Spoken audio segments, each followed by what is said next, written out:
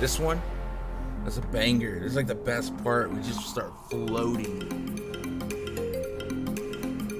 Might be better than the last one. What's up, chat? What's up, guys? Happy middle of the week, Wednesday, August 11th, 2021. We've got some baseball going on in the background. Yankees currently up on the Royals. You like to see that. And then tonight, another big slate. We had 11 games on DraftKings, so still plenty of baseball left to come.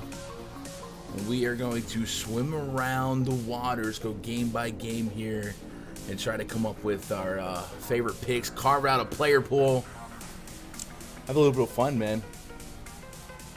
Let's enjoy a beat.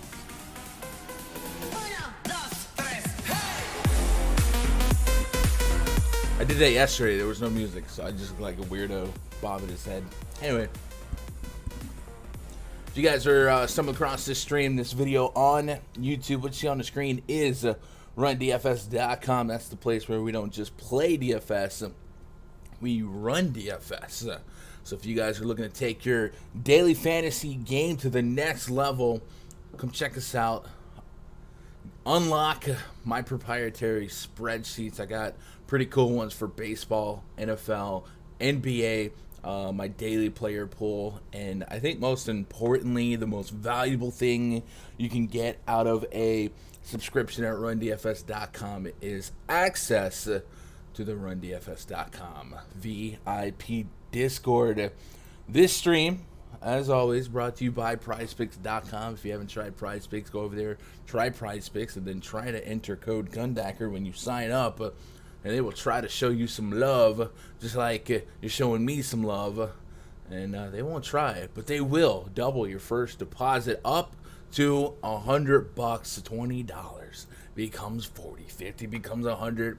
You can go for the big one. $100 becomes a $200 deposit, and it is a pretty fun site to play on and navigate around. I should have had it opened for this part of the video, but that's okay. That's why I have two screens for it. I'm gonna get it going.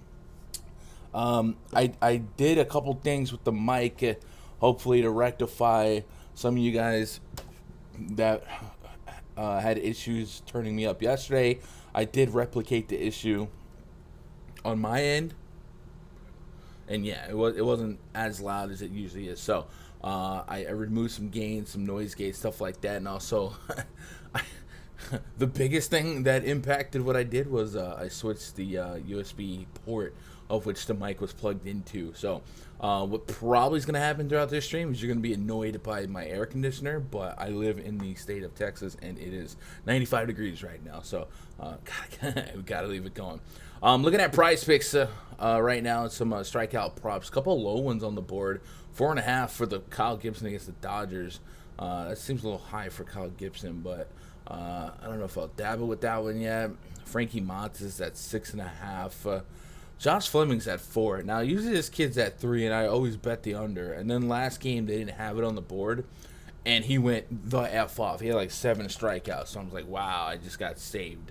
But him being at 4 against Boston, boy, that is tempting to go low. 6 and 7 in his last 2 starts, including Boston. But prior to that, I was taking the under 3 game by game by game by game, and he hit 4 straight. I guess, his pitch count is still sitting at 70, so that might be something I think about as we get closer to that game. What else is on the board? Yo, what up, Earth to Air? What up, Dang Lazy Mofo? What up, Lurkers? If you guys are out there, be sure to say what's up in chat. We'll study together. I'll give the class a few minutes. I know it's a lazy Wednesday afternoon. Jake Arrieta at 3.5. There's a lot of low ones. Gossman at 6.5. Corbin Burns at 8.5. Yikes.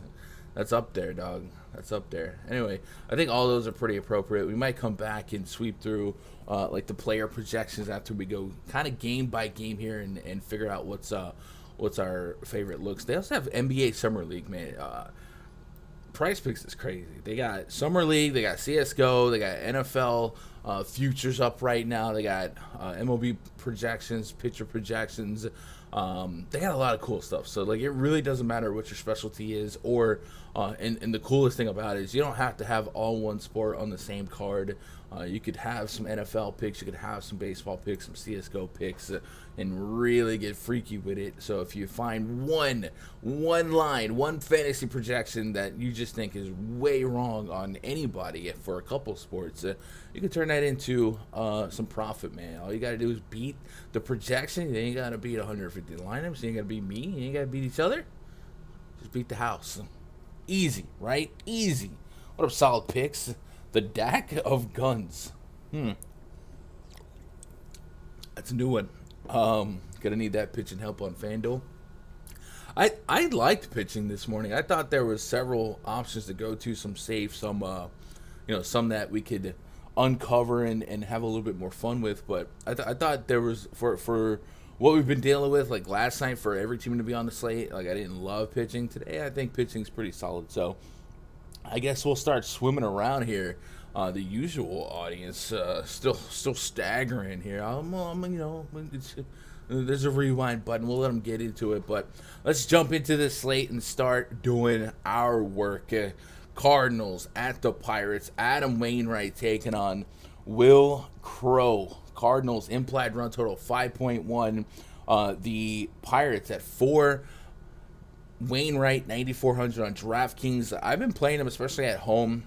Today he is 9.4, like we said. He has a 23% K rate on the road with a 3.88 xFIP. Overall in the season, a 3.96 expected ERA, a 4.01 Sierra, and a 112 whip. So I do think he's viable. I think he'll be in the back end of my pitcher pool. He's not somebody I'm seeking out for massive upside. But one of my favorite things about Adam Wainwright is he has just a ridiculous pitch count, right? 100 plus is a very, very reasonable range of outcomes for him. Last couple games, 96, 85, 87, but he's giving you 7 innings each time. And that's because he's got so many bullets he's able to go to in 7 innings, man. That the deeper you go, the more likely you are to be on the hook for the dub. On Fanduel, this is giving you the quality start, and he's giving you a little less than a strikeout per inning, but still not missing the mark by a ton. A 15-2 ground ball to fly ball ratio against KC. Yeah, Adam Wainwright's definitely in the pool for me. I wish his upside was a little bit more efficient in terms of strikeouts, but you can't ask for a whole lot more than a guy that can go 7 consistently, especially for Fanduel. Fanduel, we love the quality start, and we love the win bonus. So give me some Wainwright, because I do like the Cardinals' offense. That's a win. Will Crowe is just not good. Crowe this season, 5.23 xFIP to lefties. And then what we really want to focus on is his righty splits, 4.58 xFIP to righties, a 3.22 average allowed, and almost a 3 home run per 9. I've always kind of been tickled by his home run per 9 because his underlying metrics, the ground ball rate, fly ball rate, and hard contact rate, that's not really inducive of somebody that does rock such a high fly ball rate. But, man, it's been sustaining for what it's worth. He has been out there getting shelled and giving up homers. And I really like this spot for a couple of these Cardinals bats. 3 bombs in his last outing, 1, 2 against the Mets. He does give up bombs. So a guy that was sticking out to me this morning that I wasn't sure if he was going to play was Tyler O'Neill. O'Neill is in the lineup now. He's really doggone cheap on both sides, and he's batting cleanup in this road spot. He is somebody that does suffer from a high K rate, and you guys know the word neutralize. If you can neutralize that K rate, you really got yourself a chip in a chair to go Yabo. 4.28 rating on the bomb detector. Will Crowe, just a 20% K rate, 2 righties with that home run per 9. It's a really good spot for Tyler O'Neill to get into when his 18.2% barrel rate is amongst the highest in the league, and that is something that meshes really nice with Will Crowe's over 9% barrel rate. So I do think Tyler O'Neill being in the middle of this lineup, being in the lineup, creates him as a really strong value opportunity. So he's going to be one of my favorite mid to low price players on the site. So I'm adding him into player pool. On the other side, Hoyt Park got himself a bomb yesterday. He's 2K bare bones min priced on DraftKings. He'll probably be in my player pool as well for some value, but you can definitely sell me on a little bit of Wainwright. No Will Crowe. Some Cardinal stacks are very viable, especially considering how bad Crowe's splits are in terms of power to righties are. And then Pirate stacks, probably not stacking here, but I'll get to a little bit of Hoyt Park. If Brian Hayes and Reynolds landed in the pool and they just fell where they fell, sure.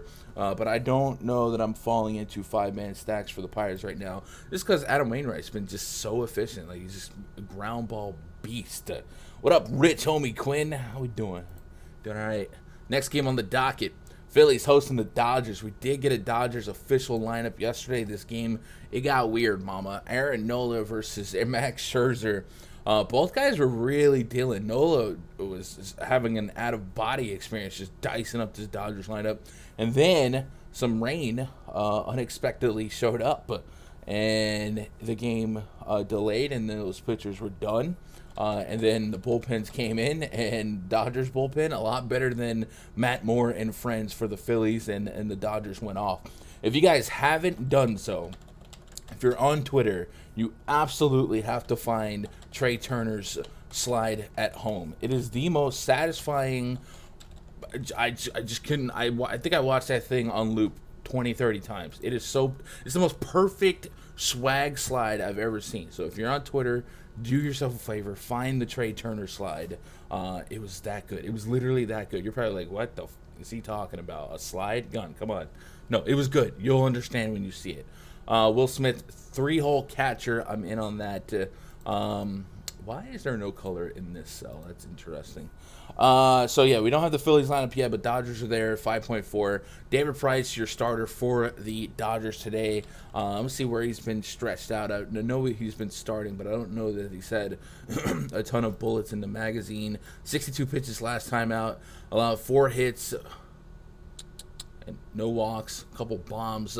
Definitely not a shutdown guy in this day and age. So if you wanted to target him, maybe look at like a JT Realmuto or Rhys Hoskins. They did lose someone to the IL yesterday, but Realmuto, Hoskins, and even Harper, guys I wouldn't talk you down from. And Gene Segura, he has got a little bit more pop to lefties than righties. So if you wanted to land on a couple Phillies, I definitely wouldn't talk down on you. We spotlighted this Dodger stack this morning on the first look video. I don't believe Kyle Gibson is very good, and I believe ever since the trade, even right before the trade, Kyle Gibson has been an extremely lucky individual in terms of results. We go pull up his game log in his Fangraphs card. I think he was somebody that just had a really good start with some really good park influence out there in Arlington. And then as the season progressed, you started seeing some more cracks in his armor, and you started seeing the xFIP and the luck being high. And yeah, last 4 games we want to focus on: 7% swing and strike rate against the Mets, less than 5% against the Astros. That's going to happen. 8% against the Detroit Tigers. You did get over 12% against the Pirates. The Pirates don't really count as actual baseball players, right? So we're not going to overrate that. We're also not going to overrate the Houston one because that happens. Now let's go to batted ball data. In these couple of games here, 40% hard contact rate against those Pirates, 38% against the Tigers. xFIP really elevated, 5.65 against the Mets, 4.43 against the Pirates, 8 against the Astros, 4.88 against the Tigers. And then if you really want to look at the results here, look at the walks. The walks have been up there. A 6 walk per night, 2.7, 12. I think he had 8 walks against the Astros, 3.6 walk per night against the Tigers. All this is not what you want. And the BABIP was pretty doggone low, 211, 250, 267. He did have an elevated BABIP against the Tigers. They lit him up. Left on base was really high. I think he's definitely somebody that is a candidate real soon to have a game where he just gets shelled. I think the Dodgers are that team. The Dodgers are a really strong team start to finish, and there's really not a bat in this Dodgers lineup I would push back on. They have a really decent implied run total sitting at 5.4. It's a Super Plus Park, Citizens Bank Park. Looks like weather should be fine. And then the Phillies bullpen has been bottom 3 in baseball the last month in just about every category you could ask for. So I really like a quality 9 innings of at-bats for the Dodgers. So give me some Dodgers stacks. I can't get to David Price. I don't think he's stretched out long enough, and I don't think he's good enough for me to really dabble with. I could absolutely justify some of these cherry-picked Phillies for sure. Realmuto, Segura, Hoskins, guys that kind of lead the charge for me, and Bryce Harper is just on an absolute tear.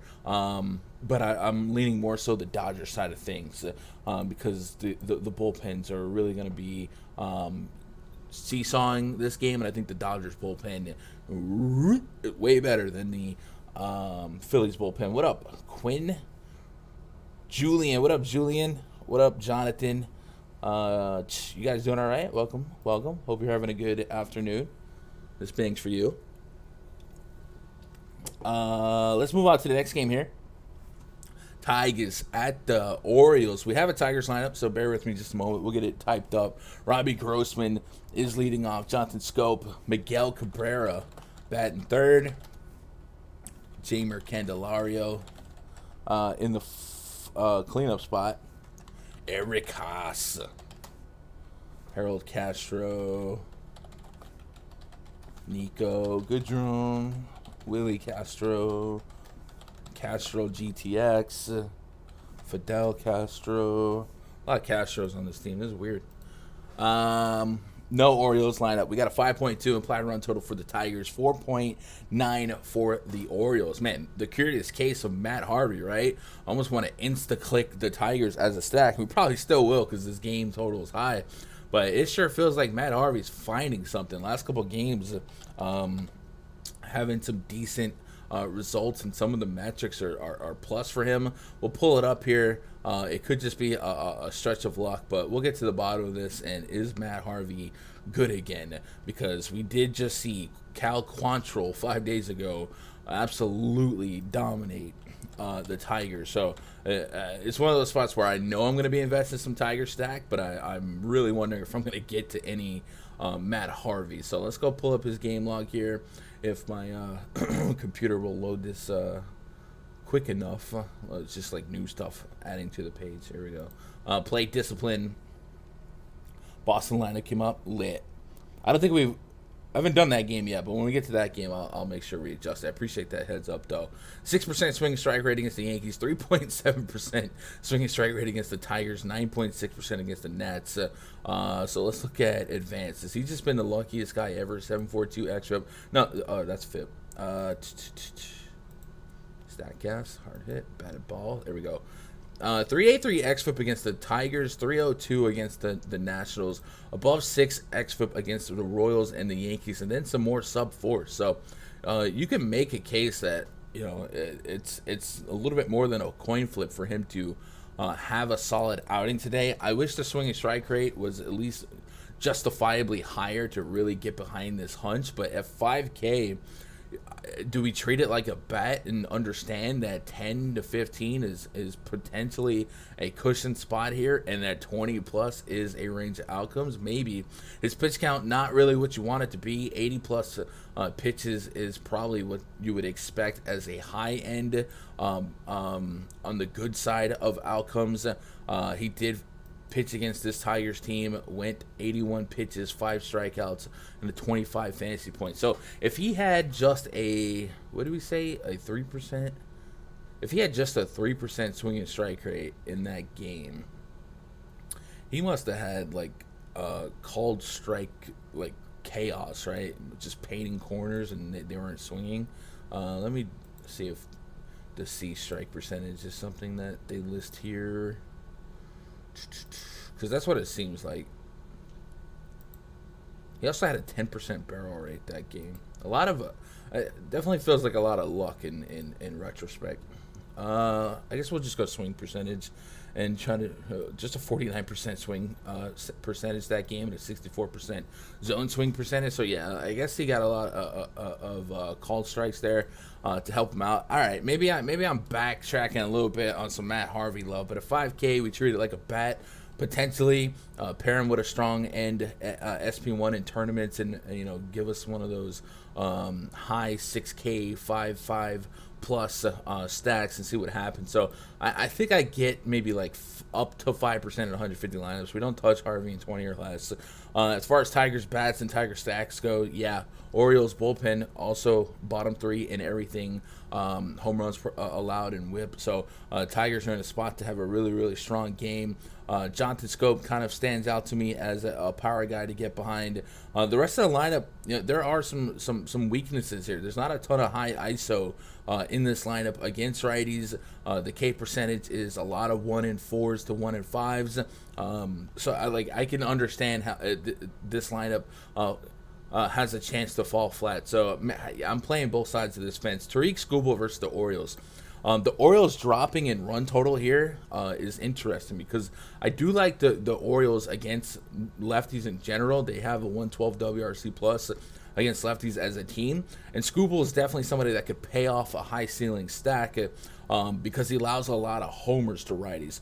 Last year, 3.24 homer per night to right-handed hitters. This year, 2.39. His fly ball rate is flirting with 50%. Since the beginning of last year, and there are some guys in this Orioles lineup that I could get behind. I specifically mentioned Austin Hayes in the first look video this morning because I hate Austin. I think he's a little too cheap. You put him and a guy like we talked about. Who was the other guy that we just talked about? It was too cheap earlier. Tyler O'Neill. Tyler O'Neill is 3,200. Makes a lot of sense in this spot. Same kind of justification on Austin Hayes. 2,700 on FanDuel, 2,500 on DraftKings. batting 274 against lefties. He has the lowest K rate on the team against lefties. A little bit of pop, a little bit of power to take advantage of Scooble's side of things. So I do like Austin Hayes as a one-off, but I also like the Orioles just as a stack. If the lineup comes out looking more like this, Mullins is about to lead the league, or he's leading the league in hits, right? So he gets on base, a lot of bit of sneaky pop. Hayes has just an incredible track record against lefties. He's not a free strikeout, and he's got the best protection you could have on the team behind him. Trey Mancini, Anthony Santander showed some pop yesterday. He's still pretty doggone cheap, so you really could sell me on 1 through 4 of the Orioles in this particular matchup. And this Tigers bullpen is definitely not menacing, to say the least. The rest of this Orioles lineup a little bit more mix and match, give or take. We've seen Pedro Severino have some big games, so if you want to just throw him into the catcher spot of these stacks to fill it out, sure. Maikel Franco, sure. But 1 through 4 of the Royals really stand out to me as guys in a solid spot, and I really like Austin Hayes as my favorite one-off here. I like the idea so far of getting 2 high-end, high-priced, high-upside pitchers with high floors, and hunting out some of these Austin Hayes, Tyler O'Neill's, guys like that, that fill a role in really, really solid spots. Let me get caught up on chat. Legit the luckiest strikeout game ever. I watched it. Oof. Well, that makes sense. What up, Justin? Grossman, Scope, Candelario. I'm with that. Give me some Santander. Yeah, I think 1 through 4 for the Orioles makes sense. And then if Matt Harvey got smacked and the Orioles bullpen fell flat, then that's obviously a range of outcomes here. And this game could just be like a sloppy shootout no matter what. Two teams playing for nothing. Just go out there swinging the bat, Camden Yards against average at best pitching. There is at least a range of outcome, right? We have to ranges of outcomes is like the whole purpose of this show. There's at least a range of outcomes where Tariq Skubal has a 25% K rate that comes to play, right? Against lefties, 24% K rate this season. Against righties, 25.7%. Those fly balls do die out the track. Maybe he has a solid game at 6,300. So I guess what I'm saying is, in 150 lineups, I don't think Skubal is an Insta X, because I do think the potential for him to be a solid points per dollar play is there. He only got to 8 DKP against Baltimore last time, but a team like Boston, which we all agree a little bit better than Baltimore, right? 5 innings, 4 strikeouts, 19 DKP, 20 DKP against the Rangers. Rangers pretty bad, but so are the Orioles. 28 against the Houston Astros. There is a volatile but prevalent range of outcomes for 6,300 Tariq Skubal to be an optimal pitcher today. I just threw up in my mouth just a little bit. It's fine. But yeah, we got to play a little Skubal in mass entry. I think we teeter-tottered the fence on this one. So I'll have some Orioles, but I'll also have some Skubal just because he does have some strikeout propensity, right? And that's all I got to say about that. What's up, Kate Johnson? You guys are late today. I'm getting tardy slips to everybody. I was sitting here all sad. It was just like me, dang lazy mofo. We were just like, where is everybody? But now you guys are here, so I appreciate it. Better late than never, but never late is better. It's humid as heck in the DMV, so I know Baltimore ball will carry. Let's go. Harvey's just been so crafty. Yeah, I'm not sure what I want out of Matt Harvey. Like, I like that free pitcher to pick on, but I kind of feel bad for him if he's from what he once was. So, but I'm just gonna stack both sides of this game. A little bit of Skubal. I don't know if I can I don't know that Matt Harvey becomes a priority if I can get to a little Skubal. And there's just so much value bets. Athletics at the Indians. Frankie Montas taking on Cal Quantrill. Quantrill having come off of the greatest game of his life. I said this morning I wanted to spend some time figuring out what the freak happened in that one. So let's pull up his Fangraphs card. And first of all, let's show you the results. Cal Quantrill against, I believe, the aforementioned Tigers, which is why I don't think you'd be super loony to have a couple shots of Matt Harvey. 7 innings against the Tigers, 10 strikeouts, 8-2 ground ball to fly ball ratio, and got to almost 100 pitches. I mean, he brought it. So let's dig around into that game and let's look at his last couple games to see if the warning signs were there. So first of all, we look at plate discipline. He had he had an 18% swinging strike rate in that game. That's not the highest he had on the season. He's also had a 20% swinging strike rate against the Tigers. So definitely his highest in his last 10 games by a mile. But wow, he was just feeling it, right?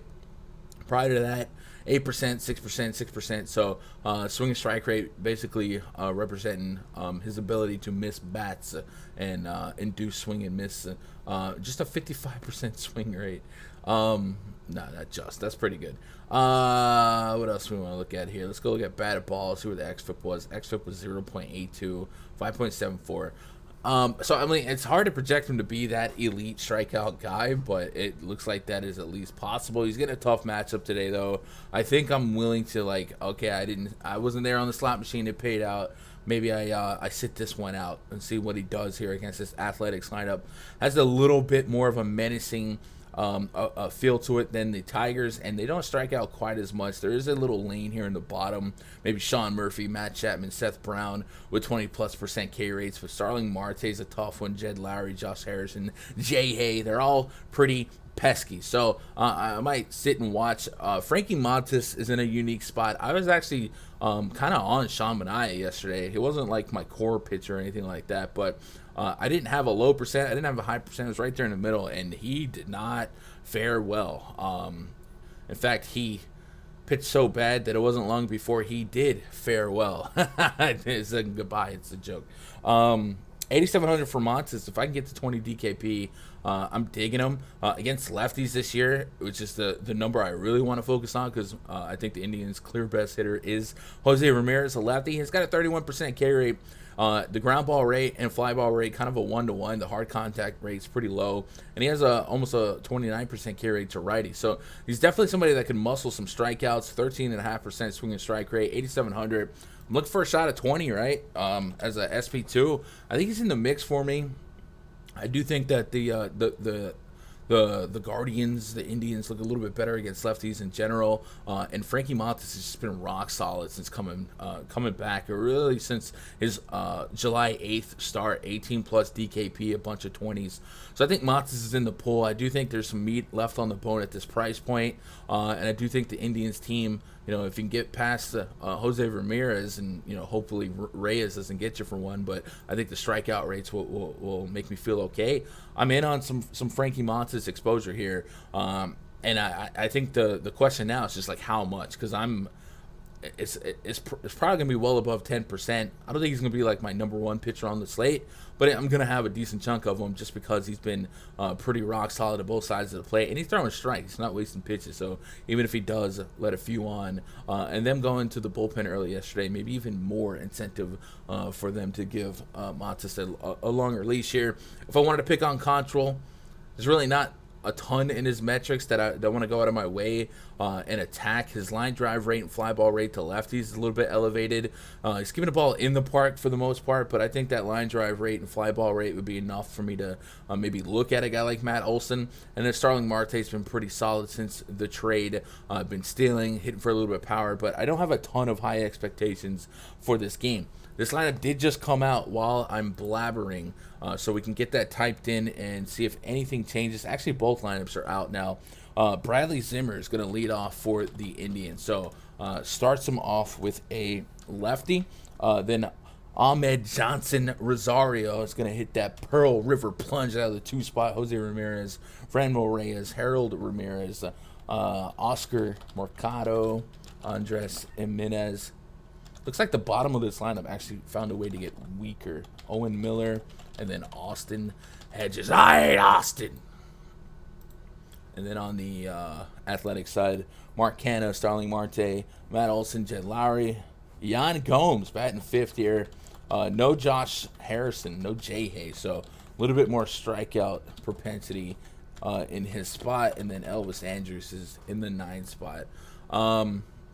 Yeah, just kind of an unflattering, unremarkable 2 stacks pre-flop for me. I don't think you're crazy to get in on some of these athletics. I don't think I could feel too warm and fuzzy at the end of the day, for stacking the Indians, I'd just let the good guys into the player pool. Rosario, J-Ram, Franmil, with the emphasis on J-Ram, right?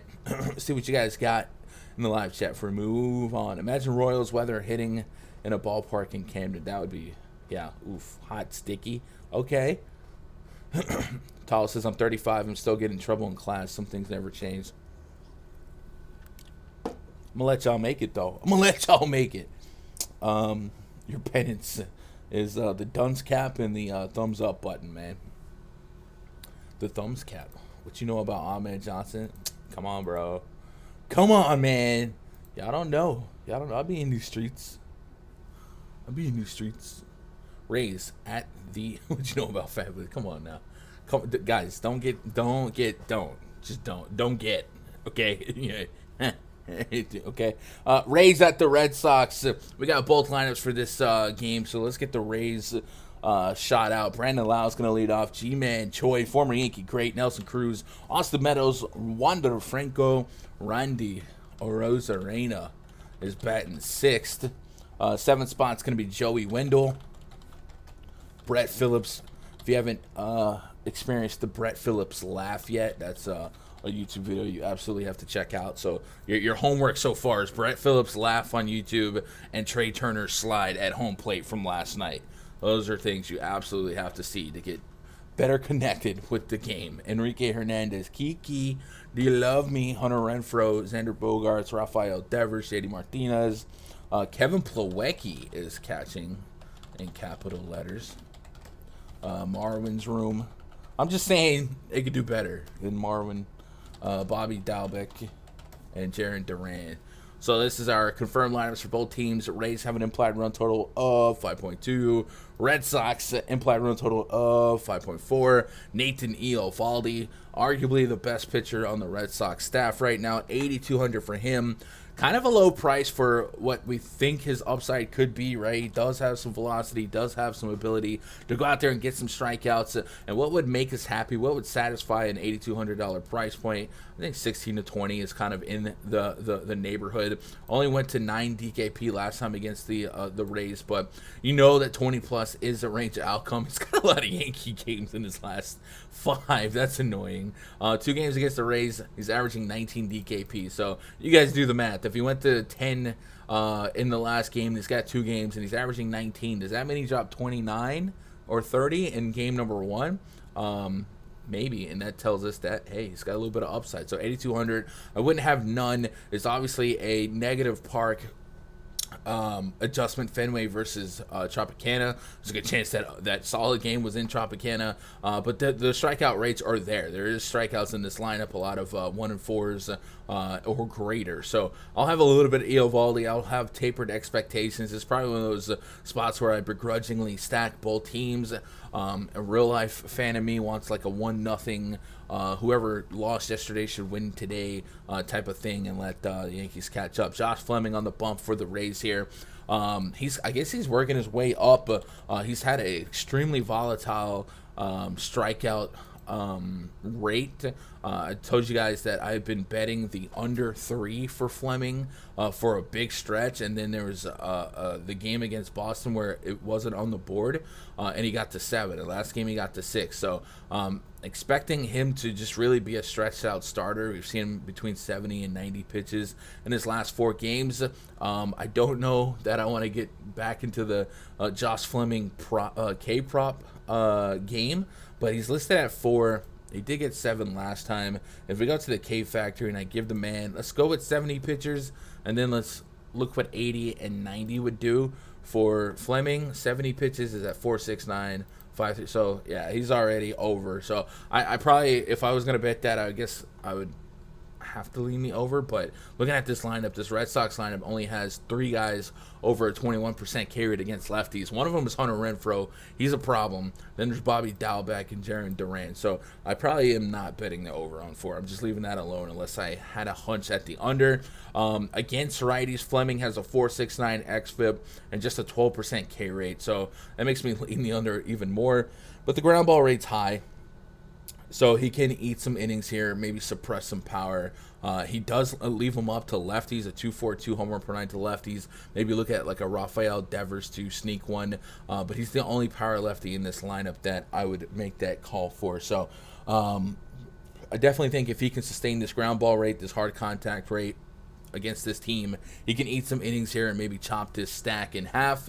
And then on the Eovaldi side, he doesn't have a glaring weakness outside of higher average allowed to righties.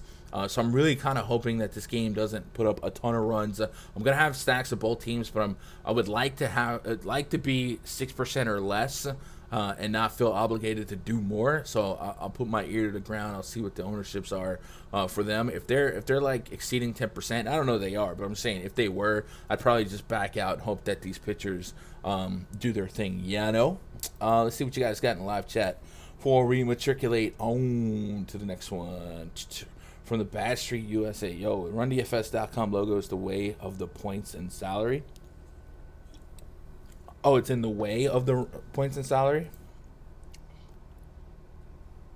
Oh, for the DraftKings page? That's interesting. We can move it over a little bit, I guess. Is that a little bit better? I don't know. We'll have to run it. Run it. We got the salary on the spreadsheet for now, right? Iceman King Parsons. We got a nice little old school wrestling riff. I'm gonna start making some wrestling references or more. We've made the I Hate Austin a couple times, right? So what's the deal with this Nats and Mets game? Is this on? This is on. It's on the DraftKings slate. I'm guessing it's not on the Fanduel slate. So, Nats and Mets. Marcus Stroman's pitching for the Mets. And my name is Yaf. Jeffrey Rodriguez projected to pitch for the Nationals. I don't have run totals here. I don't even know for sure if Rodriguez is the pitcher here. Looks like this will only be accessible on the DraftKings main slate. Jeffrey Rodriguez has not projected extremely well. 169 homer per nine against righties, a 257 average allowed to lefties, low K rate, high xFIP, high hard contact rate to lefties. So you might expect that home run per nine to go up even more. And this is a lefty-heavy Mets lineup by nature. So Dominic Smith, Brandon Nimmo, Michael Conforto, even Jonathan VR. And this is definitely a Jonathan VR spot, a guy that you can neutralize his high K rate with that low K rate guy. So I'd be on some Met stacks here. Not playing Jeffrey Rodriguez. I rarely ever get behind Marcus Stroman. I think he's a solid real life pitcher, but for fantasy, just doesn't give us that strikeout stuff. His expected ERA 4.5. Nats really bad. So even a stronger push towards if you played some Stroman on DK, I wouldn't push back. But he's really not somebody that excites me. So give me some Met stacks here. I'll never talk you off of Juan Soto or somebody like that. And no Jeffrey Rodriguez for me. Ted Nugent, 81. They sure went through a lot of catch-up in that all-star wrestling. I don't even know if I get that one. All-star wrestling? Was that the Australian League, or is that like way back? Way back. Reds and the Braves. We do have confirmed lineups for both the Reds and the Braves. The Reds are going to not lead off with Jonathan India. Kyle Farmer in the leadoff spot. There we go. Nick Castellanos, Joey Votto, Mike Moustakas, Moose Tacos. Tyler Naquin. I've never eaten moose before, but I feel like moose tacos, it just sounds good. So, anybody out there eat moose before? What's the weirdest thing you guys ever eaten? Anybody eat alligator? I had part of an alligator tail once in Dallas. And they breaded it up and boiled it. It tastes like chicken. Ozzy Albies leading off for the Braves. Jorge Soler, Freddie Freeman, Austin Riley, Dansby. Hold me closer, Johnny Dansby. Dansby, Swanson batting fifth. Adam Duvall, Travis d'Arnaud, and Guillermo Heredia. No Jock Peterson. No Jack City. So I liked Ozzy Albies this morning. I think at 3,400 on Fanduel, 4,900 on DraftKings leading off. His splits against lefties are really doggone good. Wade Miley does not strike out lefties. He's going to dare you to put the ball in play, and Albies has found a pretty solid way to do so. I do think you can attack guys like Jorge Soler, Austin Riley, and Adam Duvall, who all have extremely high power, high ISOs against lefties. 260, 250, 280 ISOs against lefties since the beginning of last year. And Wade Miley, who is a ground ball pitcher by trait, still a guy that's going to dare you to make contact and kind of flip a coin. Where does that ball go? So if you're going to swing with high exit velocity and neutralize that K rate, I think they're in the mix for me. I do think the Brave stack is going to be one of my decently sought-after stacks on the day, and we know that the Reds bullpen can also pay off some solid at-bats after Miley gets out the game. So give me some Braves here. I'm in on them. Albie, Soler, Freeman, Riley, Swanson, Duvall, all guys I can click on it and serve a purpose. And if you got to some Travis d'Arnaud, I wouldn't hate you. I think his ISO against lefties is elevated, 200 plus. OPS is acceptable. So I'm in on the Brave stack. Red stack, maybe. Tukey Toussaint, 251 homer per nine to righties, but a 312 xFIP. We're expecting that to get better, but his hard contact rate's through the roof. He's been holding lefties at bay, a 179 average allowed, no homers, but the xFIP is screaming for help, a 5.1 xFIP. Reds have been decent, right? I think they're more of a home team than a road team.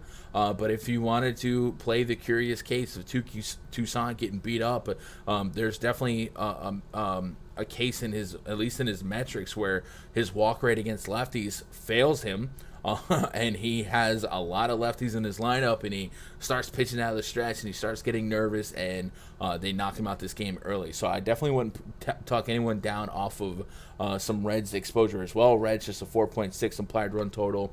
I like the Braves a little bit better, but I think this game is definitely more offense than pitching for me. Kind of like Tariq Skubal. Toussaint at least has a 1-in-4 K rate that you can gamble with, but I don't want to. I don't want to. I don't wanna. Tukey Toussaint is 8,100 on DraftKings, so 16 to 20 is kind of like the window, right? 30 against Philly, 23 against San Diego. Last two games a lot rougher. Milwaukee a negative fantasy score, 5.1 innings against the Cardinals. 3 strikeouts, 6 to 8 ground ball to fly ball ratio. So he's kind of all over the place trying to find it, but he does have enough swing and miss stuff to take some gambles on if you're willing to diversify that back into your pitching portfolio in 150. I wouldn't get to him in like 50 or less, 20 or less, definitely not 3 or less, but I could see him not I could see him pay off the price tag, but I think there's plenty of stronger options on the slate where I don't have to get too creative in the mid tier. I would really need to see him or foresee him breaking the slate, right? Quinn says, gator tails are good, taste like really tender chicken. Yeah, that's what I got out of it.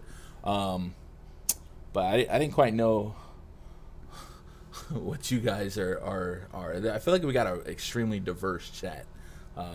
We got some hunters out there. We got some city slickers out there.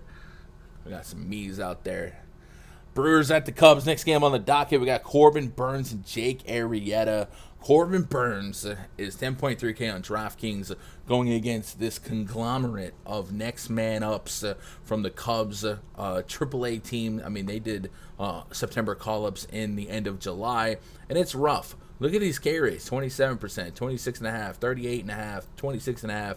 Jake Arrieta, almost a 50% K rate. Corbin Burns is definitely one of the more elite pitching options on this slate and really one of the most elite pitchers in the league. I think there's going to be a lot to be made out of the wind in Wrigley. It looks like it's blowing out 17. I said this morning to watch that. However, you still got to make contact with the baseball, and there's a lot of reasons to suggest that the Cubs are going to struggle to do so today. Corbin Burns, a 35% K rate overall this season on the road, 33%, 2.21 xFIP.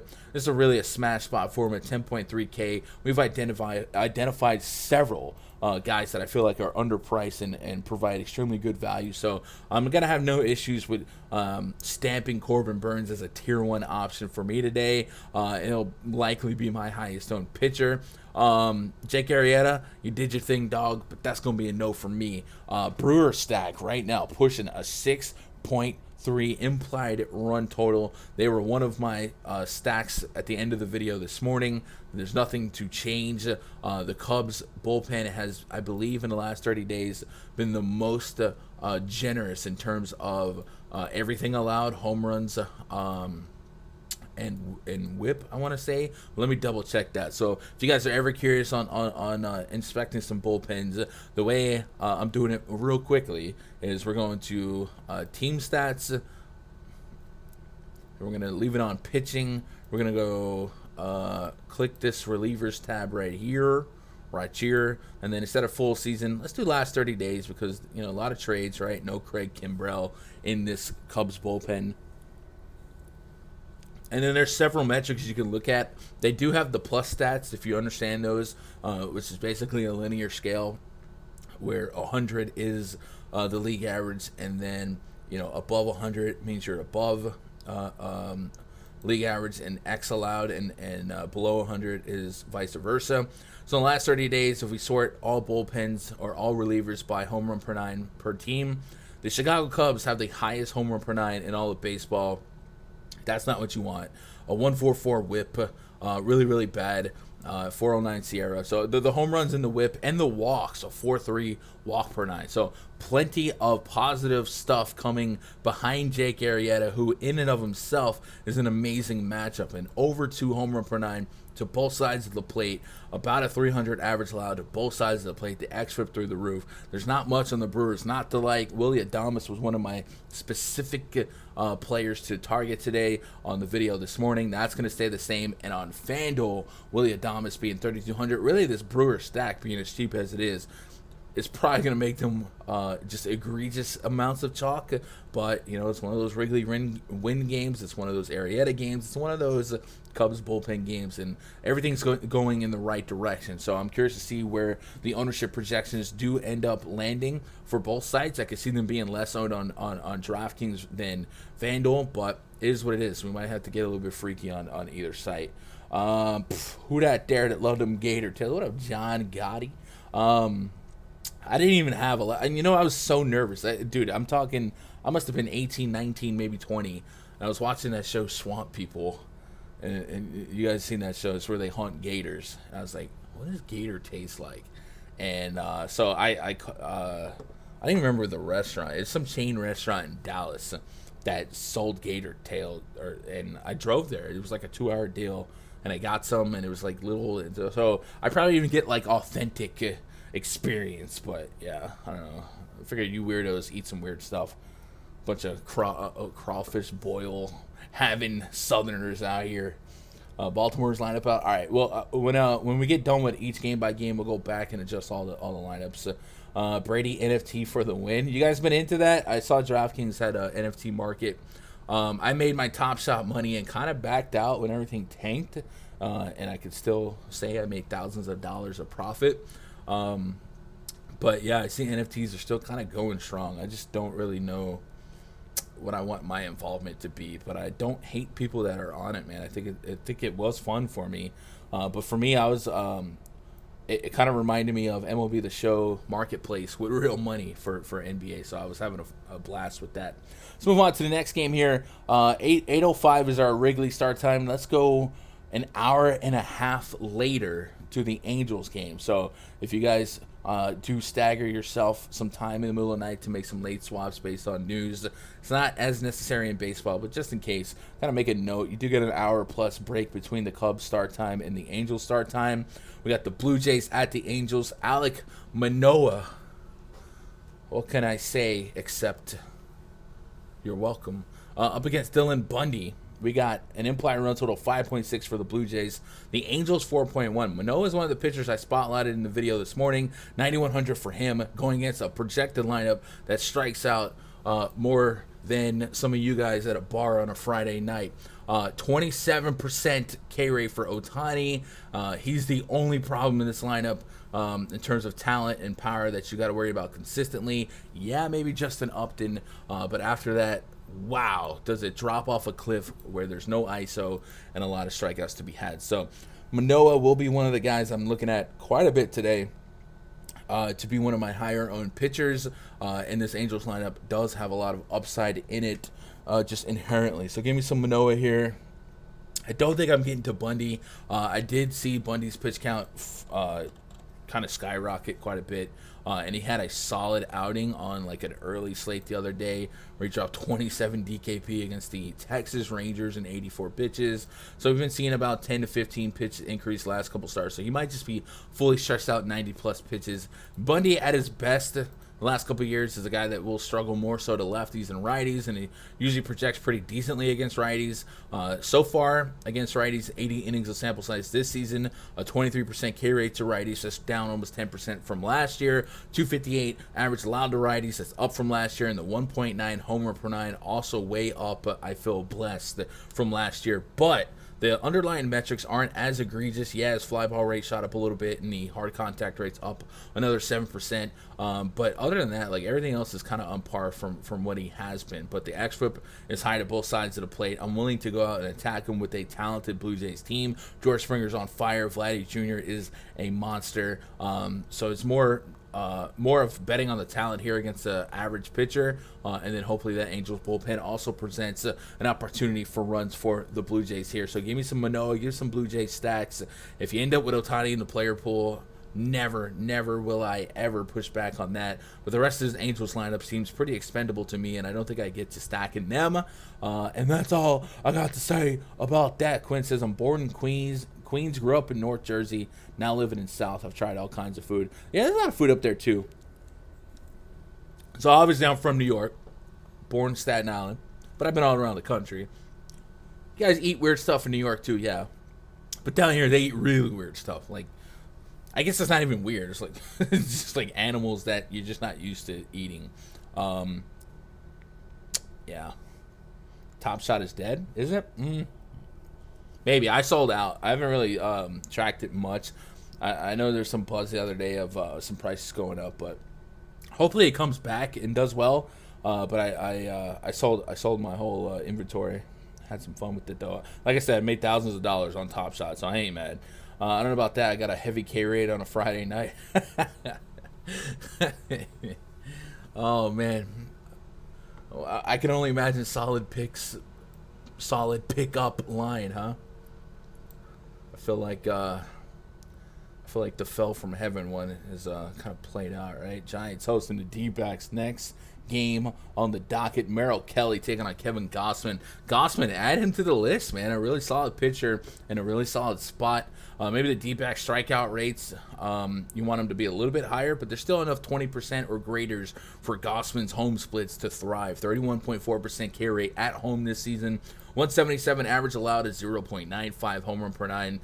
Just really solid work. I'm in on Gausman, and like I said, I like Corbin Burns the most. I think Alek Manoah has a really strong case, but Kevin Gausman seems like his floor to ceiling ratio is pretty solid as well against his D-backs team. So give me some Gausman. Kelly on the bump for the D-backs, a 286 average allowed to righties, a 157 home run per nine. We can easily isolate that and pick on him with guys like Buster Posey, Chris Bryant. And then against lefties, he's been okay results-wise against lefties, 212 average, a 0.52 home run per nine. But the xFIP and the K rate kind of suggest that maybe that is a little bit on the lucky side, and the line drive rate being at 26%. So I would not rule out getting to some left-handed Giants bats here. Yastrzemski, Alex Dickerson, Lamont Wade Jr. in that leadoff spot. I'm in on the Giants team stack. I think the D-backs bullpen is also very bad, and the Giants have an implied run total over 5.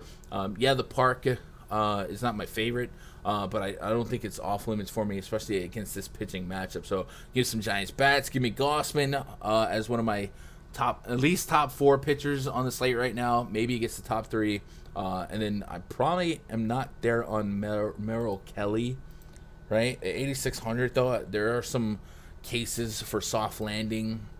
Like I would take 16 in a worst case, and he's gotten us 20 plus in 3 of his last 4, including one against San Francisco. He went 8 innings that game, 102 pitches, a lot of fly balls. He's got 4 games against the Giants, averaging 17. Like maybe I don't have 0 Merrill Kelly, but I'm a little bit more interested in the offense than the pitcher here. Maybe a confirmed lineup will help me teeter-totter that seesaw a little bit more. We got one game left on the docket, man. We're cruising for a bruising. How the Yankees are still up 5-1. It's a good time. Guys, if you guys want access to this spreadsheet, it is a perk of having a subscription at rundfs.com. That is the place where we don't just play DFS, we run DFS. If you guys want access to the spreadsheets, the player pools for basketball, for baseball, for football, and the pre-log voice chats, man, I implore you guys, I welcome you guys, go get signed up and jump in the voice chats, have some fun with us, make some friends in the DFS space, and then hopefully sharpen up your game just a little bit. And also, we're brought to you by PrizePicks. If you're not signed up on PrizePicks yet, do so. If you use my name, code Gundacker, they show me some love, and then in turn, you're kind of showing me love, and it's a whole trifecta triangle of love showing, and I appreciate it. And you guys can also just have a fun site to play on. PrizePicks, a good way to also diversify your daily DFS spend, reward the research you're already doing, and minimize the stress, right? You just have one guy to beat, one projection, and if he does it successfully, you could win. You could have as little as a 2-leg card, as much as 4 or 5. You can 10x your money. It's a lot of fun to play, and I definitely I get lost in it. I love having multiple cards. I can only imagine on slates coming soon, right, in 2 months, when you have football and basketball, what it's going to be like to put football props and basketball props together and just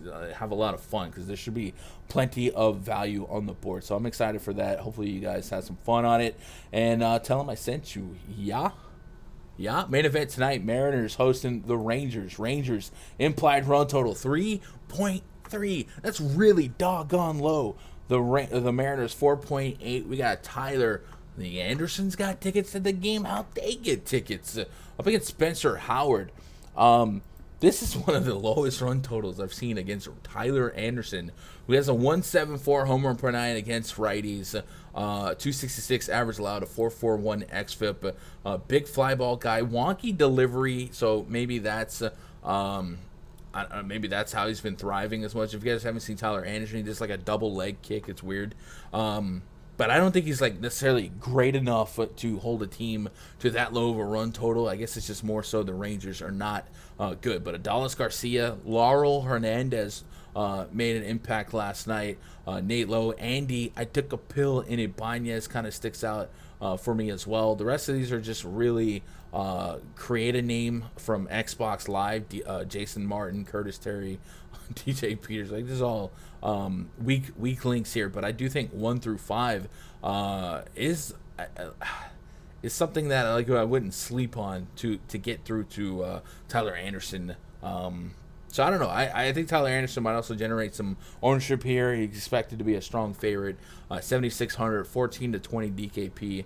Kind of what I'm looking for in terms of a floor to ceiling ratio, but I just don't want to get overly invested in his metrics, considering some of the alternatives on the slate. There's a lot of high upper echelon pitching on this slate. So maybe I get to a little bit of Anderson in the back end of 100, 150, but on the front end of 20, front end of 50, I don't think I like Anderson as much as the Vegas totals do here. So I'm kind of leaning to having a little bit of the Rangers bats, but I might just be crazy. We'll see what Anderson's ownership is at. Yesterday, Logan Gilbert drew a lot of ownership, and it was just an extremely average play at his price point. Now, if Logan Gilbert was at this price that Tyler Anderson's at, he was a smash play. But he was over 9K, and I was just like, dude, how is Sonny Gray not just a better individual play than him? And Sonny Gray didn't crush it either, but he outscored Logan Gilbert at a little less ownership. So I'm kind of wondering if Tyler Anderson is going to be over-owned because it's the Rangers, because they have such a low run total. So if that's the case, I might really let the contrarian chalk hater in me come out and just kind of stay away from Anderson and maybe get a little bit of the Rangers, right? Anyway, that's our slate. We'll get caught up on some lineups that came out, revisit a couple of things. If you guys had any questions, comments, concerns, or thoughts, or ideas, or people that you're on, share it with the class, drop it in chat. We'll have a little bit of fun here. If you guys got what you got and you want to head out That's cool too, bro. Just do me a favor, hit that thumbs up, maybe double check that subscribe button. There will not be a live stream tomorrow. Tomorrow's gonna be a weird baseball slate, headlined by the Field of Dreams game. So I asked yesterday on YouTube. You guys don't leave comments on my channel. You just don't. It makes me sad. I asked yesterday if you guys wanted it like a game by game for the full day slate or just another first look. And if you guys want a game by game, maybe I'll put something up and have that waiting for you. If not, maybe do a first look. But really not a need for a live stream tomorrow because of how wonky the schedule is. So Friday, look for me Friday afternoon at 3 p.m. Eastern, 2 p.m. Central. And it's not going to be a full-on Friday slate. There's going to be a couple teams that have the day off, but still have plenty of games to cherry pick from and create some lineups from, have a lot of fun. But yeah, let's get caught up on some lineups here. If you're out of here, hit that thumbs up, subscribe, twitter.com/Gundecker, all that good stuff. Get caught up on chat. How about those Fanduel pitchers? Corbin Burns, Kevin Gausman. Is Fanduel not like the same? Fanduel doesn't have like the one game, right? But everything else is like really, really solid. You can give me Corbin Burns and easily fit in. I think Corbin Burns in a Brewer stack. Just pre-flop, looking at those Brewers prices. I haven't looked at ownership projections, but Corbin Burns in a Brewer stack feels like it's going to be a trendy decision for the field to make on FanDuel. It has to be it, right? Wind blowing into Seattle, I think that's probably why it's a low run total. Yeah, but like, I don't know how much that really meant. Like, it's the roof. I don't know. 8 miles an hour is not really like that crazy, but I think it's just the Rangers suck, right? They need to turn down the air conditioner. What was I doing? I was getting caught up on lineups. Y'all are killing me today. Phillies lineup has not come out yet. We did get Tigers into Orioles. Orioles lineups looking like Cedric Mullins, Austin Hayes, Trey Mancini, Santander, Ramon Urias, Pedro Severino. Hey, that's a boost. I like that. That makes that 1 through 6 even stronger. Ryan McKenna is batting 7th. Jorge Mateo. You guys ever watch Superstore? Remember Mateo? Good little character.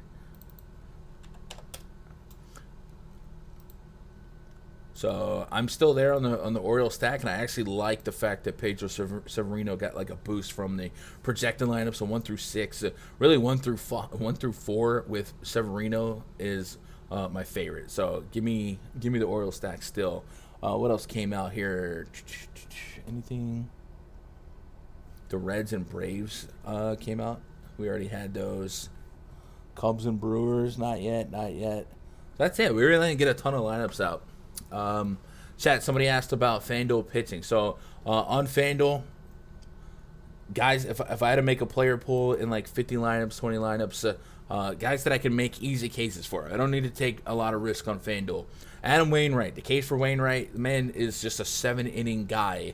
That's going to get you those quality start and potential win points for FanDuel.